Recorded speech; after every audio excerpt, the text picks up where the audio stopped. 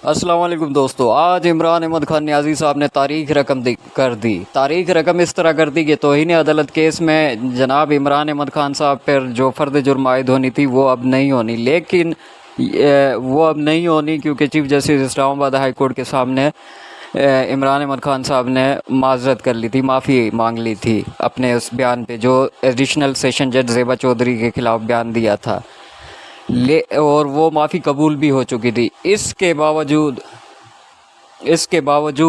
आज इमरान अहमद खान नियाज़ी साहब इस्लामाबाद एफएड कचहरी पे आए और उन्होंने एडिशनल सेशन जज जो है ज़ेबा चौधरी जिनके ख़िलाफ़ बयान दिया था उनसे जाके माज़रत के लिए उनकी अदालत में पेश हुए। चूँकि वो वहाँ पे मौजूद नहीं थी, लेकिन उनके रीडर से इमरान अहमद खान साहब ने कहा कि ज़ेबा चौधरी साहिबा को बताइएगा कि इमरान खान साहब आए थे और अगर मेरे अल्फाज से आपको कोई दिल आज़ारी हुई तो मैं उस पर माफ़ी मांगता हूँ। ये एक बड़ी आज पेशरफ्त हुई और ये पाकिस्तान की तारीख़ में पहली बार ऐसा हुआ है कि इतने बड़े लीडर ने जाके एक एडिशनल सेशन जज से जाके माज़रत की हो।